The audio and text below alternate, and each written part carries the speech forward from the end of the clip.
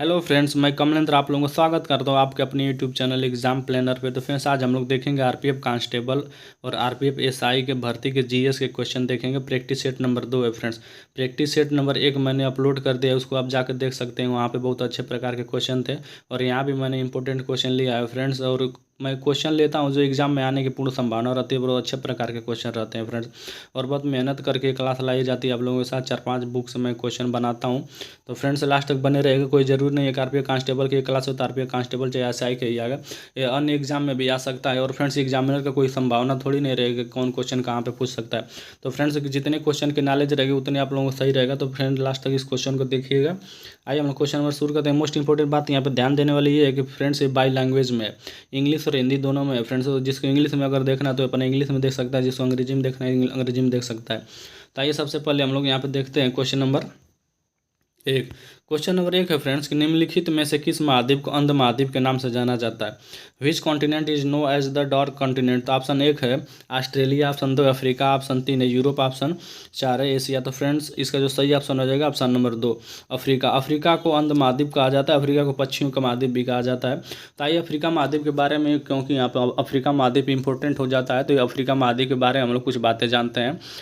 तो आइए अफ्रीका महाद्वीप में सबसे पहले तो हम लोग देखेंगे यहाँ पे नीचे अफ्रीका महाद्वीप में कितने देश होता है। ये मोस्ट इंपॉर्टेंट बात सबसे पहले तो यही हो जाती है। तो सबसे पहले अफ्रीका महाद्वीप में 54 देश हैं। और अफ्रीका महाद्वीप में यहाँ पे देख मानचित्र भी देख सकते हैं। और अफ्रीका महाद्वीप में मातृ महाद्वीप बोला जाता है। अफ्रीका महाद्वीप को मातृ महाद्वीप बोला जाता है। मातृ महाद्वीप क्यों बोला जाता है कि ये पृथ्वी पर सबसे पुराना बसा हुआ महाद्वीप है।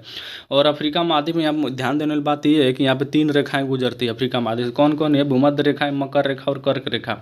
अफ्रीका महाद्वीप से भूमध्य रेखा, कर्क रेखा और मकर रेखा तीनों रेखाएं मिलती हैं, गुजरती हैं। और ग्रीनविच जो होता है अफ्रीका महाद्वीप में 0 अक्षांश और देशांतर मिलते हैं। मतलब ये अफ्रीका महाद्वीप में 0 अक्षांश और 0 देशांतरण रेखाएं भी मिलती है। और कहाँ मिलती है? युगाना की खाड़ी में मिलती हैं ये सब।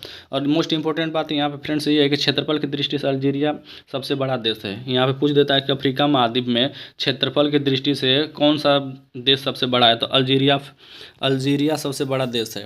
फिर पूछता है कि जनसंख्या की दृष्टि से सबसे बड़ा देश कौन सा है? नाइजीरिया है। फिर सबसे छोटा देश है सेशेल्स अफ्रीका का। तो ये तीनों बातें आप इंपॉर्टेंट रखिए, सबसे बड़ा, सबसे छोटा और जनसंख्या की दृष्टि से।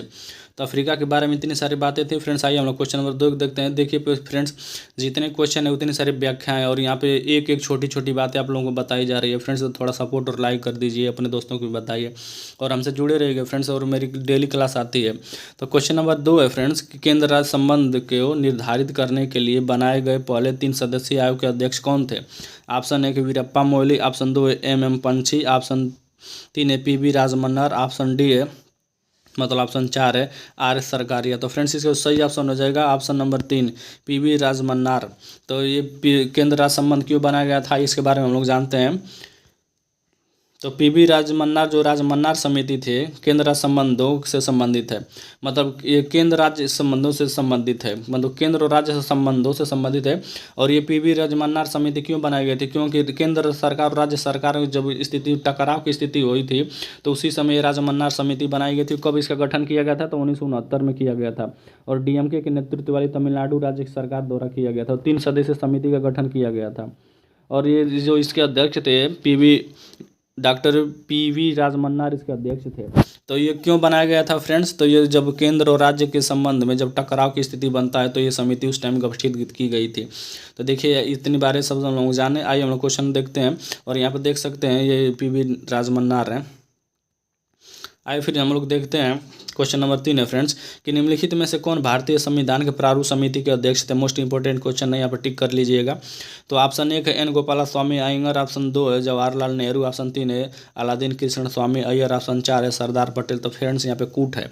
सबसे पहले मैं आपको बता दूँ कूट से बताने के पहले कि जो प्रारूप समिति के 7 सदस्य थे, एक अध्यक्ष थे और 6 अन्य सदस्य थे। अध्यक्ष सबसे पहले डॉक्टर भीमराव इसके अध्यक्ष थे। तो आइए सबसे पहले हम लोग एक बार और इसके बारे में कूट के बारे में जानते हैं। तो ऑप्शन 1 है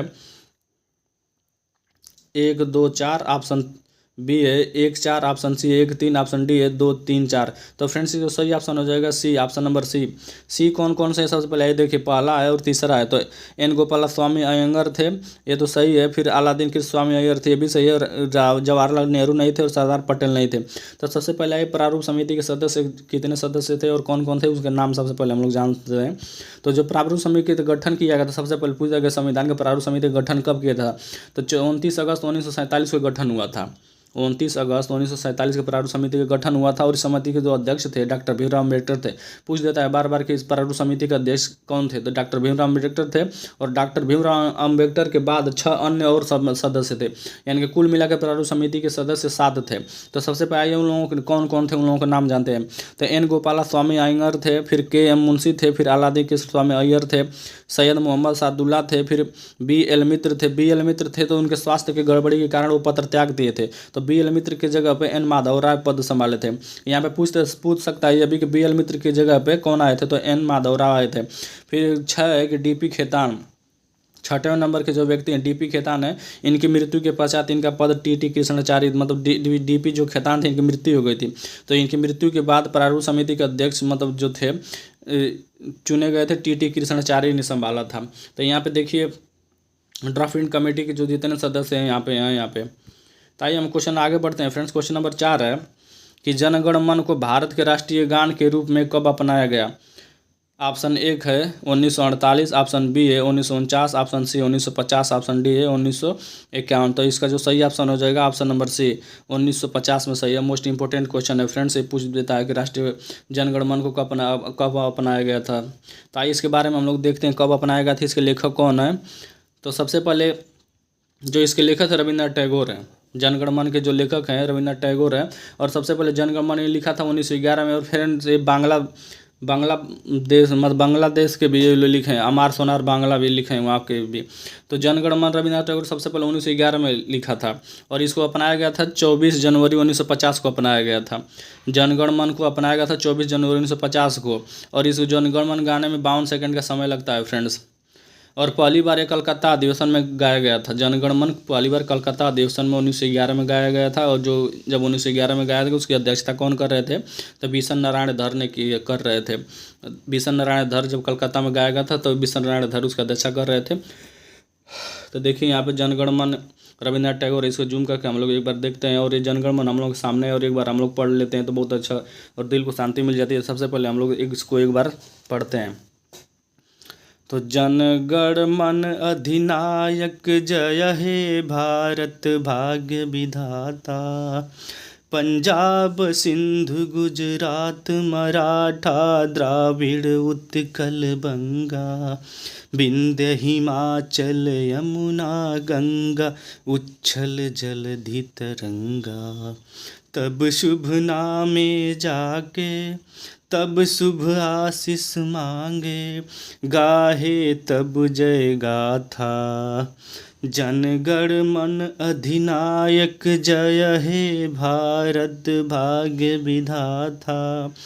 जय हे जय हे जय हे जय जय जय जय हे। तो फ्रेंड्स इसको जनगण मन गाने के बाद मन को बहुत शांति मिला फ्रेंड्स। और इसमें कोई भी त्रुटियाँ होगी तो क्षमा कर दीजिएगा फ्रेंड्स। आइए हम क्वेश्चन में आगे बढ़ते हैं। और एक बात यहाँ से मैं बता दूं कि रविन्द्रनाथ टैगोर को 1913 में गीतांजलि के लिए नोबेल पुरस्कार मिल चुका है। तो रविन्द्रनाथ टैगोर बहुत ही महान व्यक्ति थे। आइए हम लोग क्वेश्चन नंबर 5 देखते हैं फ्रेंड्स। क्वेश्चन नंबर 5 है कि निम्नलिखित में से कौन एक सही सुमेलित नहीं है। ऑप्शन मतलब इसमें पूछा है, देखिए यहाँ पर नई सुमेलित पूछा है सबसे पहले। तो ऑप्शन 1 है कॉमनवेल्थ एनी बेसेंट। तो कॉमनवेल्थ एनी बेसेंट सही है। कॉमनवेल्थ जो समाचार पत्र था एनी बेसेंट ने लिखा था। फिर यंग इंडिया महात्मा गांधी सही है। केसरी बाल गंगाधर तिलक ये भी सही है। मूक नायक रविन्द्रनाथ टैगोर ये गलत है। मूक नायक के लेखक है डॉक्टर भीमराव अम्बेडकर ने लिखा था मूक नायक। तो रविन्द्रनाथ टैगोर को मैंने बताया था गीतांजलि के लिए नोबेल पुरस्कार भी मिल चुका है। तो देखिए यहाँ पे समाचार पत्र थे 4 समाचार पत्र हमने जाना। आइए हम क्वेश्चन नंबर 6 देखते हैं फ्रेंड्स कि जब रॉलेट एक्ट पारित हुआ था उस समय भारत का वायसराय कौन था। ऑप्शन 1 है लॉर्ड इरविन, ऑप्शन बी है लॉर्ड रीडिंग, ऑप्शन सी है लॉर्ड चेम्सफोर्ड, ऑप्शन डी है लॉर्ड वेवेल। तो फ्रेंड्स इसका सही ऑप्शन हो जाएगा लॉर्ड चेम्सफोर्ड। जब रोलेक्ट एक्ट पारित हुआ था उस समय भारत का वायसराय लॉर्ड चेम्सफोर्ड था। आइए यहाँ पे चेम्सफोर्ड इंपॉर्टेंट हो जाता है, तो चेम्सफोर्ड के बारे में हम लोग कुछ अच्छी बातें जानते हैं, उसके कार्यकाल में क्या हुआ था। तो इसका जो कार्यकाल था चेम्सफोर्ड का 1911 से 1921 तक इसका कार्यकाल था। तो देखिए होम रूल की स्थापना चेम्सफोर्ड के समय तो कब हुआ था, होम रूल की स्थापना 1911 में हुआ था। फिर कांग्रेस का लखनऊ अधिवेशन 1916 में हुआ था। पूछ देता है कांग्रेस का लखनऊ अधिवेशन कब हुआ था, तो 1916 में। फिर कांग्रेस का मुस्लिम लीग के मध्य समझौता हुआ था 1916 में। 1916 में सूरत अधिवेशन में, 1907 में अलग हुए थे गरम दल और नरम दल। फिर साबरमती आश्रम की स्थापना 1917 में। पूछ देख साबरमती आश्रम की स्थापना कब हुआ था, तो 1917 में हुआ था। फिर चंपारण आंदोलन 1917 में, ये भी इंपॉर्टेंट है, चंपारण आंदोलन 1917 में। फिर अहमदाबाद में सत्याग्रह 1918 में हुआ था। खेड़ा सत्याग्रह 1918 में हुआ था, ये भी मोस्ट इंपॉर्टेंट है। फिर मांटेगू चेम्सफोर्ड की घोषणा कब हुई थी, तो 1917 में घोषणा हुई थी। भारत शासन अधिनियम 1919 मोस्ट इंपॉर्टेंट है, भारत शासन अधिनियम चेम्सफोर्ड के समय हुआ था 1919 में। फिर रोलेक्ट एक्ट हुआ था 1919। जलियांवाला बाग हत्याकांड मोस्ट इंपॉर्टेंट पूछता रहता है कि जलियांवाला बाग हत्याकांड कब हुआ था, और इसके वायसराय कौन थे, चेम्सफोर्ड थे। जलियांवाला बाग 13 अप्रैल 1911 में हुआ था। जलियांवाला का अमृतसर पंजाब में है। फिर प्रांतों में द्वैध शासन हुआ था, प्रारंभ हुआ था चेम्सफोर्ड के समय। फिर सहयोग एवं खिलाफत आंदोलन का प्रारंभ हुआ था 1920 में। तो देखिए चेम्सफोर्ड से इतनी बारिश आते, और देखिए यहाँ पे कौन कौन से शुरू हुआ था, अहमदाबाद सत्याग्रह, साबरमती, सब पूछता रहता है फ्रेंड्स। तो एक बार आप इसका स्क्रीनशॉट भी ले सकते हैं, बहुत इंपॉर्टेंट बात थी ये। आइए हम क्वेश्चन अब आगे देखते हैं फ्रेंड्स, और देखते रहे आप इस कदर की मैंने क्वेश्चन का थ्रू आपके बहुत सारी बात बताने की कोशिश किया हूँ फ्रेंड्स। इसमें कोई भी त्रुटि हो तो क्षमा कीजिएगा। ऑप्शन नंबर 7 है कि निम्नलिखित में से किस गोलमेज सम्मेलन में भारतीय राष्ट्रीय कांग्रेस के प्रतिनिधि के प्रथम बार भाग लिया था। सॉरी, एक बार और पढ़ते हैं क्वेश्चन। निम्नलिखित में से किस गोलमेज सम्मेलन में भारतीय राष्ट्रीय कांग्रेस के प्रतिनिधि ने प्रथम बार भाग लिया था। ऑप्शन 1 है प्रथम गोलमेज सम्मेलन, ऑप्शन 2 द्वितीय गोलमेज सम्मेलन, ऑप्शन 3 है तृतीय गोलमेज सम्मेलन, ऑप्शन डी कोई नहीं। इस क्वेश्चन का कहने का मतलब है कि प्रथम बार राष्ट्रीय कांग्रेस के भाग लिया था वो व्यक्ति कौन थे, तो ऑप्शन मतलब जो व्यक्ति थे किस अधिवेशन में भाग लिए थे, तो गोलमेज सम्मेलन द्वितीय में भाग लिए थे। और कौन थे, महात्मा गांधी थे। जो कांग्रेस भारतीय राष्ट्रीय कांग्रेस के प्रथम प्रतिनिधि थे महात्मा गांधी थे, और द्वितीय गोलमेज सम्मेलन में भाग लिया था। लास्ट एक ही गोलमेज सम्मेलन में भाग लिए थे महात्मा गांधी अब तक। तो राष्ट्रीय गोलमेज सम्मेलन जो द्वितीय गोलमेज सम्मेलन था भारतीय राष्ट्रीय कांग्रेस के प्रतिनिधित्व प्रथम बार भाग लिया था। यह सम्मेलन लंदन में हुआ था और 7 सितंबर 1931 से 1 दिसंबर 1931 तक चला। जो द्वितीय गोलमेज सम्मेलन था 7 सितंबर से 1 दिसंबर तक चला, और इसमें कांग्रेस के एकमात्र प्रतिनिधित्व में गांधी जी थे। गांधी जी कांग्रेस की तरफ से गांधी जी थे, और ये लंदन में हुआ था। और ये किंतु कोई गतिविधि के कारण ये मतलब 1 दिसंबर को समाप्त हो गया था। सबसे पहले क्या हुआ कि 5 मार्च को जब गांधी इरविन समझौता हुआ था 1931 में, तो गांधी जी समझौता के बाद गांधी जी एस राजपूताना नामक जलपोत से लंदन पहुंच गए। सबसे क्वेश्चन यहाँ पे बन सकता है कि गांधी जी किस जहाज़ से पहुंचे थे, तो एस राजपूताना जहाज़ का नाम था। और वहाँ पे पूछ देगा ये भी कि जब लंदन में पहुँचे थे तो गांधी जी कहाँ ठहरे थे, तो किंग्स हॉल में ठहरे थे। किंग्सले हॉल में ठहरे थे, यहाँ पे ये भी क्वेश्चन पूछ सकता है। राजपूताना जहाज यहाँ पे इंपॉर्टेंट है और किंग्सले हॉल इंपॉर्टेंट है यहाँ फ्रेंड्स। तो और गांधी जी वहाँ से जब लंदन से वापस आए थे तो ये भी बोले थे कि मैं खाली है तो वापस जरूर जाएंगे, लेकिन अपने सम्मान को वहाँ पे समझौता करके नहीं आया हूँ। तो आइए हम लोग क्वेश्चन नंबर आगे फ्रेंड्स देखते हैं फ्रेंड्स। क्वेश्चन नंबर 8 है कि कार्बन के द्वारा अन्य कार्बन परमाणुओं के साथ सहसंयोजी बंध बनाने की विशेषता क्या कहलाती है। ऑप्शन 1 है इलेक्ट्रोनेशन, ऑप्शन 2 आयनीकरण, ऑप्शन 3 है इलेक्ट्रोलिसियस, ऑप्शन डी है श्रृंखलन। तो फ्रेंड्स सही ऑप्शन है श्रृंखलन। आइए इसके बारे में कुछ बातें जानते हैं। श्रृंखलन क्या होता है, देखिए यहाँ पे कार्बन परमाणु है और इसकी श्रृंखलन बन रहा है। आइए फिर इसके बारे में हम लोग जानते हैं। कंटेंशन के में समान तत्वों के परमाणुओं का जुड़ा लंबी श्रृंखलाओं में होता है, जो लंबे श्रृंखलाओं और संरचनाओं के बनाने के लिए अन्य कार्बन परमाणुओं के साथ सहसंयोजी बंध बनाता है। यह प्राकृतिक में कार्बन यौगिक की विशाल संख्या की उपस्थिति करता है। तो सबसे पहले आइए हम लोग श्रृंखलन देखते हैं किसको बोलते हैं। यहाँ पे उसकी परिभाषा हमने नीचे ले लिया है।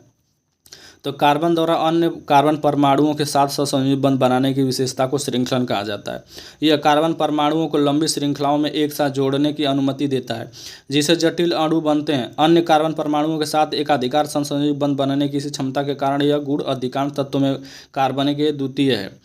तो आइए फ्रेंड्स फिर हम आगे देखते हैं। क्वेश्चन नंबर 9 है कि 2011 की जनगणना के अनुसार निम्नलिखित में से कौन सा राज्य सबसे घनी आबादी वाला राज्य है। ऑप्शन 1 है झारखंड, ऑप्शन बी है असम, ऑप्शन सी है महाराष्ट्र, ऑप्शन डी है बिहार। तो फ्रेंड्स इसका सही ऑप्शन हो जाएगा बिहार। और यहाँ पे केंद्र शासित प्रदेश अगर पूछेगा सबसे घनी आबादी वाला तो दिल्ली हो जाएगा, और राज्य बिहार है। तो यहाँ पे बिहार इंपॉर्टेंट होता है, तो बिहार राज्य के बारे में हम कुछ लोग बातें जानते हैं। और देखिए यहाँ पे कितने अच्छे हैं, सब कितने मेहनत करके लाए हैं आप लोगों के सामने।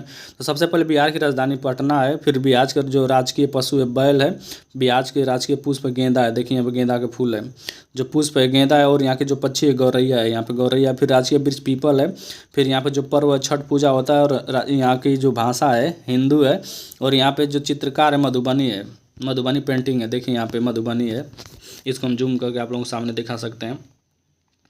देखिए मधुबनी, यही पेंटिंग को मधुबनी बोलते हैं, मोस्ट इंपॉर्टेंट है। और देखिए गेंदा का फूल कितना अच्छा लग रहा है यहाँ पे। गौरैया को एक बार हम लोग देखते हैं, यहाँ पे देख लेंगे, एक बार चित्र देख लेंगे तो माइंड में सेट हो जाएगा फ्रेंड्स। इसलिए मैंने चित्र यहाँ पे ले गया। जो बिहार की साक्षरता है यहाँ पे, बिहार की साक्षरता दर फ्रेंड्स यहाँ पे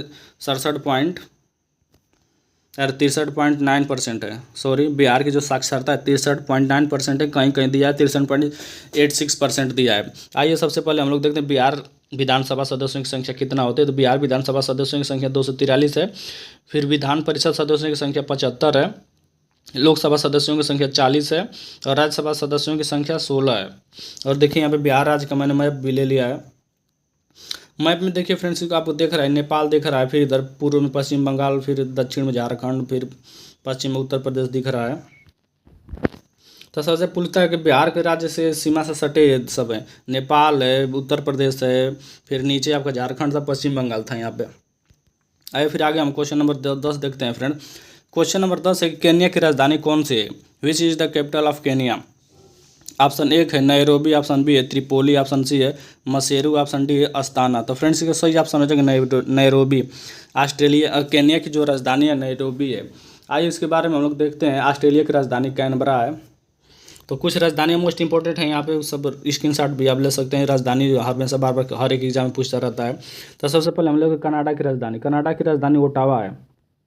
अर्जेंटीना की राजधानी ब्यून आयर्स, अर्जेंट है ब्यून आयर्स, अर्जेंटीना की राजधानी ब्यून आयर्स है। फिर बोल्विया की राजधानी लापाज है। ज़्यादा बोल भी तो ये एक लापाज मारब, इसको याद करने का तरीका है। बोल्विया की राजधानी, तो ज़्यादा बोल भी तो एक लापाज, मतलब एक झापड़ मारेंगे। बोल्विया की राजधानी लापाज है। फिर चिली की राजधानी सांतियागो है। चिल्ली मतलब चिल्लाओ मत, शांत रहो। चिली की राजधानी सांतियागो। इक्वाडोर की राजधानी क्यूटो है। ई का कितना क्यूट है। इक्वाडोर की राजधानी क्यूटो। फिर न्यूजीलैंड की राजधानी वेलिंगटन है। वेल न्यूज, इसको आप याद कर सकते हैं जैसे न्यूजीलैंड की राजधानी वेलिंगटन है, तो वेल न्यूज, न्यूजीलैंड की राजधानी वेलिंगटन। फिर आइए हम यहाँ पे देखते हैं, थोड़ा इसको छोटा कर लेते हैं नहीं तो बाहर चला जाएगा। डेनमार्क की राजधानी फ्रेंड्स बार बार पूछता रहता है। डेनमार्क की राजधानी है कोपनहेगन। इसको याद करने का तरीका, देन कोप के मार दें, डेनमार्क की राजधानी। आप लोग किसी तरह याद कर सकते हैं, मैं तो इसी तरह याद करता अपना ट्रिक बनाकर। पुर्तगाल की राजधानी लिस्बन है। इटली की राजधानी रोम है। हंगरी की राजधानी बुडापेस्ट है। बूढ़ा हो गया मतलब एक कोई बूढ़ा आदमी है तो उसको भूख लगी है तो सबसे पहले पेस्ट कराओ उसको, तो हंगरी मतलब भूखा हो गया। तो हंगरी की राजधानी बुडापेस्ट हो गया। फिर नॉर्वे की राजधानी ओस्लो, जर्मनी की राजधानी बर्लिन हो गया। बार बार पूछता है हेलसिंकी। फिनलैंड की राजधानी हेलसिंकी, बार बार पूछता रहता है। फिनलैंड मतलब फिन हंसोगी, हेलसिंकी मतलब फिन हंसोगी, फिनलैंड की हेलसिंकी। स्वीडन की राजधानी स्टॉकहोम है।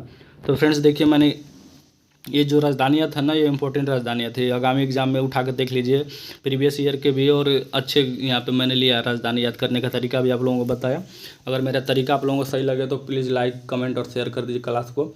और देखिए यहाँ पे मैंने आपको चित्र भी दिखाया था, कितना अच्छा यहाँ पे था। गौरैया का चित्र है, फिर गेंदा का फूल है। तो फ्रेंड्स लास्ट तक बने रहने के लिए धन्यवाद आप लोगों को। अपने दोस्तों को भी क्लास के बारे में बताइए। और देखिए जितने प्रकार के क्वेश्चन थे मैंने बाय लैंग्वेज भी लिया था, यहाँ पे इंग्लिश और हिंदी दोनों लिया था। तो जिसको हिंदी में देखना है हिंदी में तो मैं खुद बताया, इंग्लिश आप लोग देख लीजिएगा। और फिर नेक्स्ट क्लास में मिलते हैं फ्रेंड्स आप लोगों के, और अपने दोस्तों को भी शेयर कर दीजिए। धन्यवाद। जय हिंद, जय भारत फ्रेंड्स। और मेरा दोस्त सुनिए, मेरा दोस्त एक बोल रहा था गाना सुनाने के लिए फ्रेंड्स। आज नहीं, किसी दिन और सुना दूंगा मैं गाना। उसके लिए मैं तेरी मिट्टी में मिल जाऊँगा, कोई गाना हमको भेजा था, तो उसके बारे में उसको हम लास्ट में सुना देंगे किसी दिन। तो फ्रेंड्स लास्ट तक बने रहने के लिए धन्यवाद आपका। जय हिंद, जय भारत।